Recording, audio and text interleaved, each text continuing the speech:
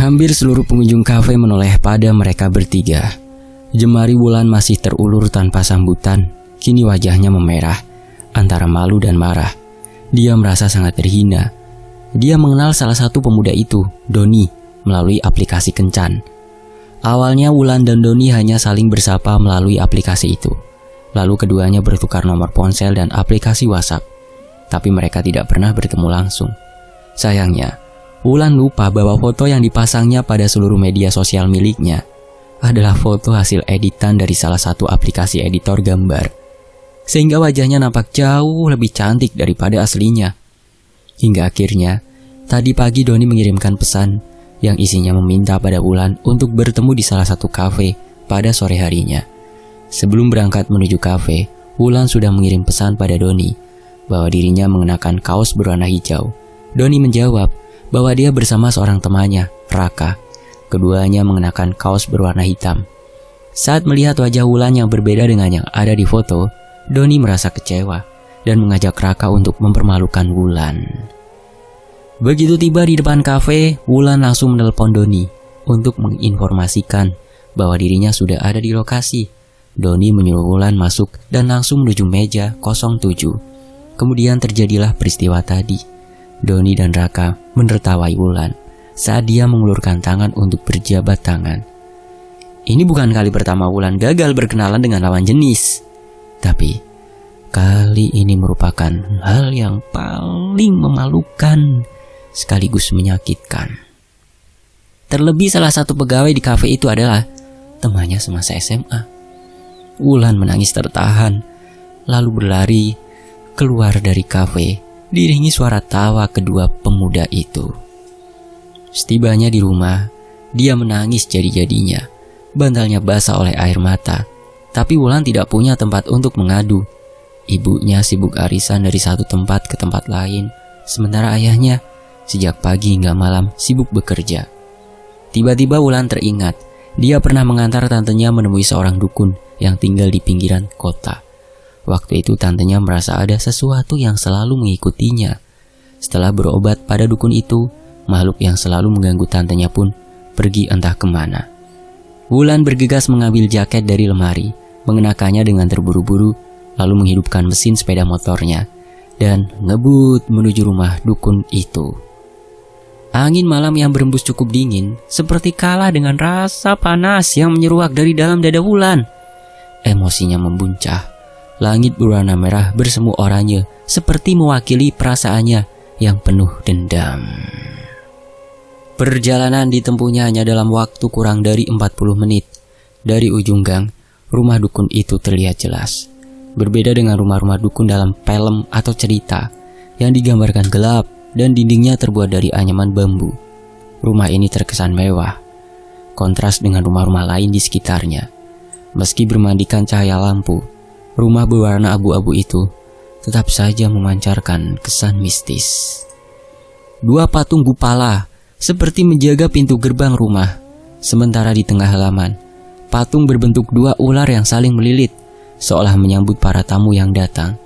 Di bawah patung itu terdapat lampu kecil berwarna merah yang membuat patung ular itu seperti menyala. Beberapa sangkar burung tergantung di bawah langit-langit teras. Sebagian diselimuti dengan kain penutup. Entah apa tujuannya. Kursi goyang yang ada di teras sedikit bergoyang. Mungkin tertiup oleh angin. Wulan mengetuk pintu rumah, namun tidak ada jawaban dari dalam. Lalu dia kembali mengetuk pintu. Kali ini dengan ketukan yang lebih bertenaga. Beberapa saat kemudian, pintu kayu setinggi lebih dari 2 meter itu terbuka. Pak Kromo, dukun itu yang membuka pintu. Aroma kemenyan segera tercium, menambah kesan mistis. Pak Kromo mempersilakan Wulan untuk masuk, kemudian bertanya tentang maksud dan tujuan kedatangan Wulan. Wulan memperhatikan seluruh sudut ruangan. Meski sudah pernah ke tempat ini, tapi barang-barang aneh di ruangan itu tetap menarik perhatiannya. 2 bilah keris terpajang pada dinding ruangan. Di sudut sebelah kanan, dekat pintu masuk ruangan di belakangnya, 1 guci kuno berdiri. Di sampingnya terdapat patung kayu berbentuk manusia, tingginya sekira 70 cm. Koleksi lainnya seperti jenglot, batu akik, keris mini, dan beberapa jenis jimat tersusun rapi dalam rak kaca di sudut kiri ruangan. Begini Mbah, saya mau minta tolong supaya cepat dapat jodoh, atau minimal nggak dihina sama cowok-cowok. Bisa nggak ya Mbah? Kata Wulan tanpa tedeng aling-aling.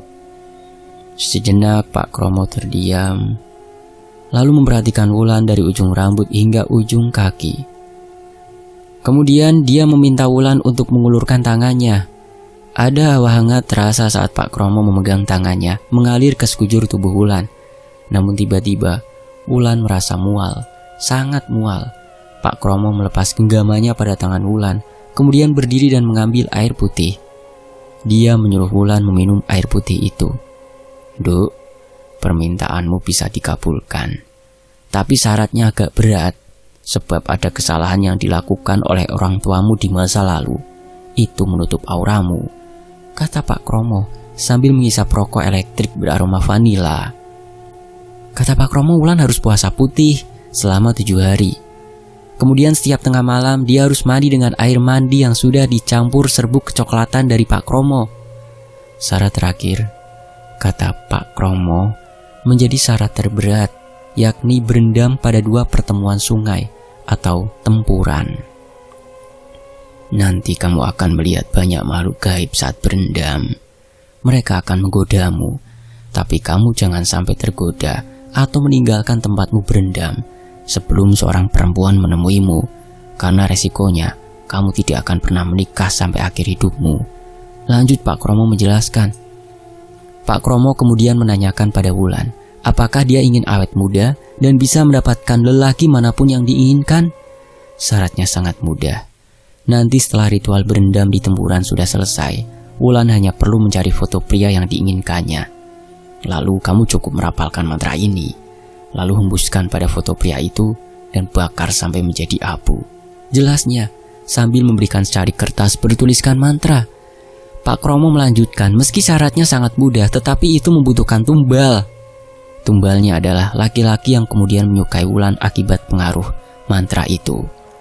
Awalnya Wulan berpikir dia tidak membutuhkan mantra itu, tapi kemudian dia ingat perlakuan Doni dan temannya di kafe. Marahnya kembali muncul. Iya Mbah, saya mau, kata Wulan yakin. Setelah menerima semua ubo rampe atau persyaratan yang dibutuhkan dan memberikan mahar pada Pak Kromo atas jasanya, Wulan pamit. Sepekan berjalan, Wulan telah melakukan puasa putih dan mandi setiap tengah malam. Tubuhnya terasa sedikit lemah karena selama sepekan hanya mengkonsumsi nasi putih, tapi dia mengabaikannya. Niatnya sudah sangat bulat dan dendamnya pada Doni begitu kuat. 2 hal itu menjadi penyemangatnya dalam melaksanakan syarat dan ritual.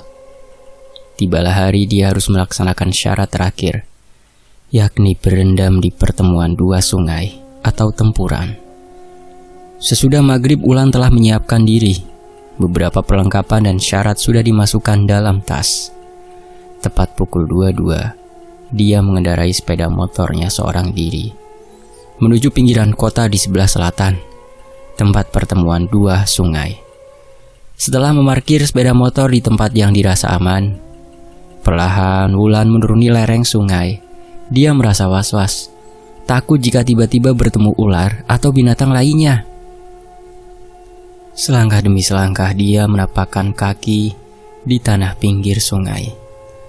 Hanya ada cahaya bulan yang menjadi penerang di tempat itu. Rumah warga terletak cukup jauh dari situ. Tubuh Wulan hanya ditutupi oleh selembar kain. Perlahan kakinya menyentuh air sungai yang dingin. Wulan mulai ragu saat merasakan dinginnya air. Namun tekadnya kembali bulat saat ingat bahwa ritual lain telah selesai dia lakukan. Air sungai sudah mencapai betisnya yang putih. Wulan terus melangkah menuju tengah. Dia harus memastikan air sungai mencapai lehernya. Setelah beberapa menit berendam, dia tidak lagi merasa dingin. Air sungai yang mengalir justru terasa hangat. Matanya yang terpejam membuatnya setengah mengantuk. Tiba-tiba, Wulan mendengar suara air sungai terpercik. Seperti ada seseorang yang melemparkan batu ke sungai. Dia mengabaikan suara itu. Lalu terdengar suara mendesis di dekat telinganya, disusul dengan sesuatu yang panjang dan dingin merayap melilit lehernya. Wulan ketakutan, dia tahu itu adalah ular. Saat membuka matanya, ular yang melilitnya memiliki kepala seperti kepala ayam. Mata makhluk itu mengerjap-ngerjap. Sementara di tepi sungai dia melihat makhluk lain, bertubuh besar dengan kulit kehijauan. Matanya merah menyala. Wulan sudah hampir berlari meninggalkan tempat itu. Untung saja dia ingat pesan dari Pak Kromo, bahwa dia harus mengabaikan semua gangguan. Jika tidak, dia tidak akan menikah seumur hidupnya. Belum cukup 10 menit, Wulan melanjutkan ritualnya. Telinganya kembali mendengar suara-suara aneh. Bukan gemericik air sungai, tapi seperti air yang mengalir ke sungai. Dari atas rumpun bambu, mengalir air seperti seseorang sedang buang air kecil. Wulan menoleh ke atas. Dia melihat sesuatu. Di bawah temaram cahaya bulan, sosok itu tampak seram. Meski samar, Wulan bisa melihat bahwa sosok itu tinggi besar, tubuhnya berbulu. Makhluk itu dengan santainya buang air kecil ke sungai. Rasa jijik yang dirasakan Wulan melebihi rasa takutnya. Dia ingin marah dan keluar dari tempatnya berendam, tapi lagi-lagi peringatan Pak Kromo seperti terngiang di telinganya. Makhluk itu meluncur turun, kemudian mendekati Wulan sambil nyengir. Wajahnya sangat memuakan, air liurnya menetes. Lidahnya menculur keluar, sorot matanya seperti ingin menelanjangi Wulan. Wulan mengabaikan makhluk menjijikan itu. Tapi makhluk itu terus berjalan hingga jaraknya hanya sejengkal dari Wulan. Baunya anyir. Air liur yang menetes ke air sungai memercik ke wajah Wulan. Makhluk itu terus berjalan sampai dia berlalu di kelokan sungai dan menghilang. Tepat tengah malam menurut perkiraan Wulan, dia mencium aroma wangi yang disertai tiupan angin lembut tapi dingin. Disusul dengan munculnya asap putih kehijauan tepat di hadapannya. Asap itu seperti muncul dari sungai, dibarengi dengan gelembung-gelembung udara dari dasar sungai, di bawah cahaya bulan. Samar-samar asap hijau itu berubah menjadi sosok wanita berkebaya hijau. Sorot matanya tajam, namun teduh. Selendang berwarna keemasan melilit perut wanita cantik itu. Bibirnya tipis berwarna merah natural. Alisnya rapi dan hampir saling bertautan antara kiri dan kanan. Hidungnya yang memancung nampak serasi dengan rambutnya yang panjang terurai. Satu hal yang membuat Wulan semakin iri pada wanita ayu tersebut, buah dadanya yang meskipun tidak terlalu besar, tapi tampak padat di balik kebaya hijau itu. Jemari lentik perempuan ayu itu mengusap kepala Wulan sambil menanyakan tujuan kedatangannya berendam di tempat itu. Wulan belum bisa berkata-kata. Perasaannya campur aduk antara takut dan senang. "Dek, Cahayu, apa sebenarnya tujuanmu mencari aku di sini?" "Aku Nyi Selasih, penjaga tempuran ini. Orang biasa memanggilku Nyi Selasih Tempuran." Perempuan cantik itu mengulang pertanyaannya sambil memperkenalkan diri. Wulan mengatur nafas untuk menenangkan diri. Kemudian dia menjelaskan keinginannya. Dia menceritakan semua keluhannya hingga petunjuk Pak Kromo untuk melaksanakan ritual berendam. "Kamu sudah tahu syaratnya? Jika ingin terus awet muda dan mendapatkan semua pria yang kau inginkan, pria yang kau pelet akan jadi tumbalnya. Jadi, jangan gunakan untuk orang yang kau cintai." Nyi Selasih menjelaskan. Nyi Selasih kemudian menjelaskan Wulan sudah boleh menyelesaikan ritualnya setelah dirinya masuk ke dalam raga Wulan. Lalu Nyi Selasih memejamkan matanya sambil menangkupkan kedua tangan di depan dadanya. Sekejap dia kembali berubah menjadi asap dan masuk ke dalam tubuh Wulan. Wulan merasa ada yang berubah pada dirinya saat Nyi Selasih memasukinya. Tubuh Wulan terasa sangat ringan, pandangannya pun menjadi lebih terang. Merasa bahwa ritualnya telah usai, Wulan bergegas meninggalkan sungai, kemudian mengeringkan tubuh dan pulang. Setibanya di rumah, Wulan membilas dirinya dengan air bersih, lalu tidur. Saat terbangun pagi harinya, hal pertama yang dilakukan oleh Wulan adalah membuka medsos untuk mencari foto Doni. Itu bukan hal yang sulit untuk Wulan. Dia membuka foto profil Doni. Dengan telaten dia membuka satu persatu foto pada galeri Doni. Dia menemukan foto Doni bersama Raka. Segera Wulan mengunduh foto itu dan menyimpannya pada galeri ponsel. Lalu dia menghubungkan ponselnya dengan printer. Kemudian dia mencetak foto itu dan melakukan ritual yang dijelaskan oleh Pak Kromo. Wulan penasaran dengan hasil ritual itu. Dia tidak sabar melihat hasilnya. Beberapa menit kemudian, setelah membereskan ubo rampe ritual, Wulan mengambil ponselnya dan berniat untuk menghubungi Doni. Tapi ternyata ada 3 panggilan tak terjawab dari Doni. Bibir Wulan menyunggingkan senyum puas. Dia yakin peletnya berhasil. Sebentar lagi dendam dan sakit hatinya akan terbalaskan. Ponselnya kembali berdering. Nama Doni muncul pada layar. "Iya, gimana Don? Ada yang bisa aku bantu?" tanya Wulan. Doni meminta maaf atas kejadian di kafe dan mengajaknya untuk kembali bertemu di lokasi yang sama. Tapi Wulan mengajukan syarat, yakni Doni harus mengajak Raka. Syarat itu disanggupi oleh Doni. Saat bertemu di kafe, Wulan tahu Doni jatuh cinta padanya. Begitu juga Raka. Wulan dapat melihatnya dari sikap dan tatapan keduanya. Raka dan Doni bahkan terlihat cemburu antara satu sama lain. Keduanya seakan tidak mau kalah, berebut untuk bisa ngobrol dengan Wulan. Jika Doni mengeluarkan candaan dan cerita lucu yang membuat Wulan tertawa, Raka tampak tidak senang. Dia akan berusaha mencari cerita lucu lain agar Wulan bisa tertawa saat mendengarnya. Dalam hati, Wulan sangat senang melihat keduanya bersaing. Dia berharap Raka dan Doni berkelahi di kafe itu agar teman SMA-nya yang bekerja di situ bisa melihat bahwa kedua cowok ganteng ini sedang memperebutkannya. Ya, Raka dan Doni sedang memperebutkan Wulan. Karena dalam pandangan keduanya, Wulan adalah sosok yang sangat cantik dengan hidung mancung dan semua kelebihan yang dimiliki oleh Nyi Selasih. Saat berpamitan, Wulan sengaja mengedipkan satu matanya pada Raka, lalu meminta nomor ponsel Raka. Wulan tahu Doni melihatnya mengedipkan mata pada Raka. Saat itu wajah Doni menyiratkan cemburu yang sangat. Setiba di rumah, Wulan segera menghubungi Raka melalui aplikasi perpesanan instan, menanyakan apakah Raka masih di kafe bersama Doni. Kata Raka mereka masih di sana. Wulan kemudian menghubungi Raka melalui panggilan video agar Doni semakin cemburu melihat Raka melakukan panggilan video dengannya. Benar saja. Di sela panggilan videonya dengan Raka, tiba-tiba Doni membentak Raka. Doni mempermasalahkan laptop yang dipinjam oleh Raka dan belum dikembalikan. "Tugasku keteteran gara-gara kamu pinjam laptop dan belum dikembalikan.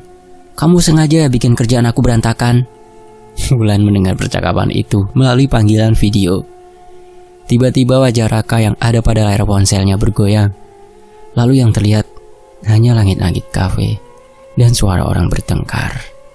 Sepertinya ponsel Doni ditepiskan hingga terjatuh ke lantai. Wulan mengakhiri panggilan video tersebut. Dia tersenyum senang. Dia berniat untuk tidak menghubunginya hingga beberapa hari ke depan. Ternyata pertengkaran antara Doni dan Raka di kafe itu berlanjut dengan perkelahian. Wulan mengetahuinya dari berita yang ditontonnya di televisi beberapa hari setelah kejadian itu. Akibat dari perkelahian tersebut, Raka tewas karena Doni nekat masuk ke dapur kafe dan mengambil sebilah pisau dapur yang digunakannya untuk menikam Raka. Mengetahui kabar itu, Wulan sangat senang.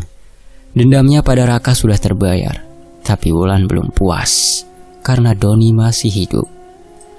Wulan pun mengatur rencana lain. Dia akan mengunjungi Doni di sel.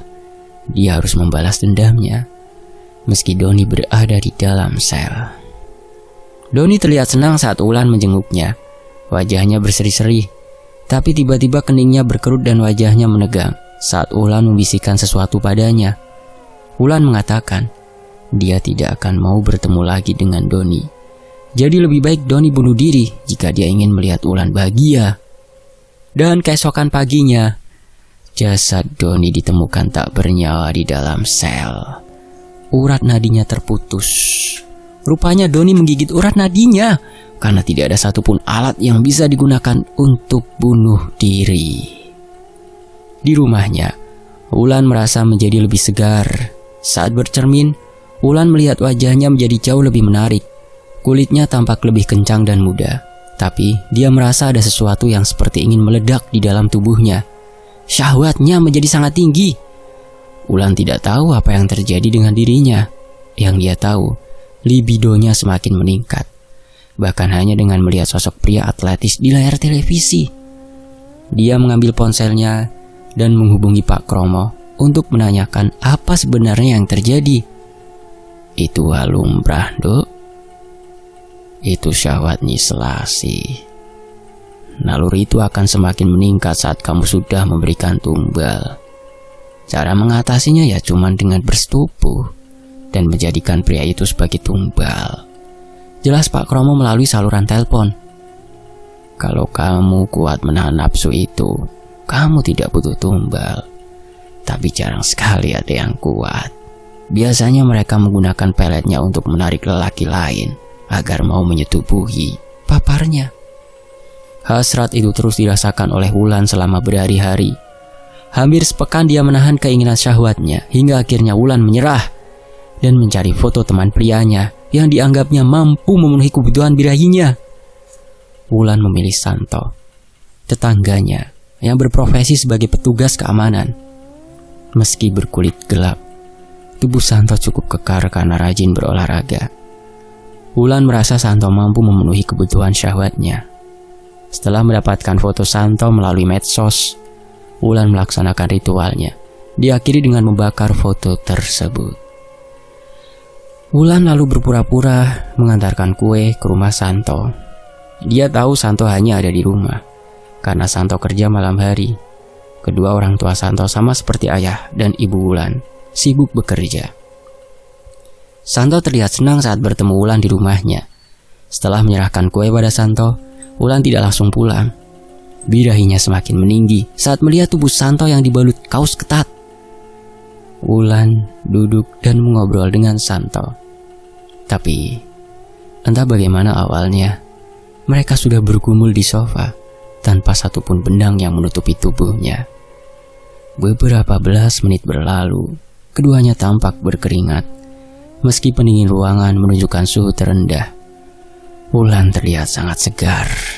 Meski nafasnya terengah-engah, demikian pula Santo, nafasnya memburu, dadanya kembang kempis. Wulan beranjak pulang setelah memakai seluruh pakaiannya. Nafsu yang tadi menyelimuti dirinya sudah lenyap bersama keringat yang mengering. Setibanya di rumah, Wulan kembali bercermin untuk membuktikan apakah benar dia akan menjadi lebih cantik dan menggairahkan. Ternyata benar. Dia merasa wajah dan tubuhnya semakin mempesona. 2 hari kemudian, Wulan mendengar kabar bahwa Santo tewas di tempat kerjanya. Kepala Santo remuk akibat dijatuhi tiang listrik dari beton yang ada di kantornya. Libido Wulan kembali meningkat. Itu berarti dia harus kembali melakukan ritual dan menjalankan pelet untuk pria lain. Hal itu terus berulang selama beberapa bulan. Wajahnya pun semakin mempesona. Wulan mulai menjadi perhatian cowok-cowok yang kemudian menjadi tumbal untuk Nyi Selasi.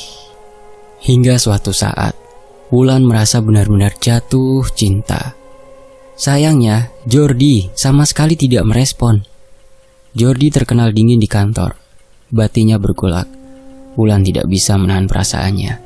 Berbeda dengan pria lain yang hanya dibutuhkan untuk memuaskan syahwatnya. Pria ini, Jordi, benar-benar dicintainya. Dadanya selalu berdetak kencang jika kebetulan berpapasan dengan Jordi di kantor. Awalnya Wulan tidak mau menggunakan pelet untuk mendekati Jordi. Tapi Jordi tidak pernah menggubris Wulan. Dia hanya mengajaknya bercakap untuk urusan kerjaan. Saat di rumah, tepat tengah malam, Wulan mencoba memanggil Nyi Selasi. Dia memohon pada Nyi Selasi agar jika dia memelet Jordi, nyawa Jordi tidak diambil sebagai tumbal. Namun, seperti yang disampaikan sejak awal, semua pria yang terkena pelet Nyi Selasi harus menjadi tumbal. Satu-satunya cara agar pria itu tidak menjadi tumbal adalah Wulan harus mati. Wulan berharap Pak Kromo mampu membantunya kali ini, karena dia ingin mendapatkan Jordi tanpa menggunakan pelet. Sama seperti yang dikatakan Nyi Selasi, Pak Kromo mengatakan jika ingin mendapatkan Jordi, Wulan harus menggunakan ilmu peletnya. Karena dari penerawangannya, Jordi tidak mencintai Wulan. Beberapa hari berlalu, setiap kali bertemu Jordi, Wulan selalu berusaha untuk ramah dan mencari perhatian. Kini nafsu birahi Wulan mulai memuncak. Setelah tumbal terakhir dipersembahkan pada 2 pekan lalu, Wulan mengambil jalan pintas. Dia melakukan ritual yang sama dengan yang dilakukannya pada pria-pria sebelumnya. Foto Jordi diperoleh dari arsip kantor. Keesokan harinya, Jordi berubah total. Dia bersikap sangat manis pada Wulan. Bahkan Jordi mengajaknya nonton berdua. Wulan menyambut hangat permintaan Jordi. Ternyata, Jordi cowok yang romantis dan sopan. Selama dalam bioskop, tak jarang Jordi menggenggam jemari Wulan, tapi tidak lebih. Sepulang dari nonton, Wulan mengajak Jordi untuk singgah di rumahnya. Kedua orang tua Wulan tidak akan pulang hari ini. Ayahnya sedang berada di pulau lain untuk urusan kerjaan, sedangkan ibunya ada acara di kota lain. Berbeda dengan pria-pria korbannya yang terdahulu, kali ini Wulan tidak seagresif saat bersama para tumbal. Wulan lebih kalem, meski libidonya meningkat drastis. Tapi, dia sadar bahwa hidup Jordi tidak akan lama lagi. Nyawanya hanya tinggal beberapa hari lagi. Meski demikian, Wulan bertekad untuk menjaganya. Mereka ngobrol tentang apa saja. Tanpa terasa malam semakin larut. Ada sesuatu yang meledak-ledak dalam tubuh Wulan. Ada birahi yang harus dituntaskan kembali. Akhirnya, hal itu terjadi juga. Wulan dan Jordi merengkuh kenikmatan bersama. Menghabiskan malam dengan canda dan cumbu yang diiringi dengan aliran keringat. Setelah semua selesai, Jordi pamit pulang. Tapi Wulan tidak mau membiarkan Jordi pulang sendiri. Wulan meminta agar Jordi bermalam. Apalagi, sekilas dia melihat bayangan Nyi Selasih yang melintas. Aku harus pulang, karena aku gak pamit sama orang di rumah. Besok kita lanjut, ketemu lagi ya. Jordi memaksa untuk pulang. Walaupun mengiyakan, tapi tanpa sepengetahuan Jordi, dia mengikuti Jordi dari belakang dengan sepeda motornya. Kekhawatiran Wulan terjadi. Di tengah perjalanan, Wulan melihat Nyi Selasih ada di boncengan sepeda motor Jordi. Dia menutup mata Jordi dengan selendangnya, yang membuat Jordi tidak bisa melihat jalanan. Sementara dari arah depan, satu truk berukuran besar melaju dengan kecepatan sedang. Dalam hitungan belasan detik, Jordi dipastikan akan menabrak truk itu jika matanya tertutup. Dan buah, suara tabrakan terdengar keras. Beberapa pengguna jalan langsung mengerumuni pengguna sepeda motor dan truk yang ditabraknya. Darah berceceran di sekitar lokasi tabrakan. Pengemudi sepeda motor tewas di tempat. Kepalanya hancur karena terkena bumper truk. Beberapa meter dari lokasi tabrakan, Jordi juga terjatuh bersama sepeda motornya. Tapi dia hanya mengalami luka ringan karena ditabrak dari belakang.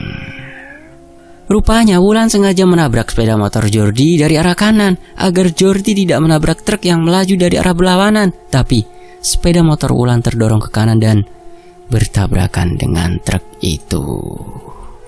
Tanpa dilihat oleh orang yang berkerumun, Wulan melayang pergi bersama Nyi Selasih menuju kerajaannya, menjadi pelayan Nyi Selasih hingga kiamat tiba. Astagfirullahaladzim. Semoga kita dilindungi dari perbuatan seperti yang Wulan lakukan ya. Terima kasih yang sudah menyimak sampai selesai. Semoga bisa menjadi pelajaran bahwa bersekutu dengan jin sesungguhnya merugikan diri sendiri. Ingat itu. Tony FS pamit. Demikianlah dari akun Wattpad Virgo GG dalam kisah Tumbal Pengasihan Nyi Selasih Tempuran. Tony FS pamit. Terima kasih semuanya. Wassalamualaikum warahmatullahi wabarakatuh. Alhamdulillahirabbil alamin.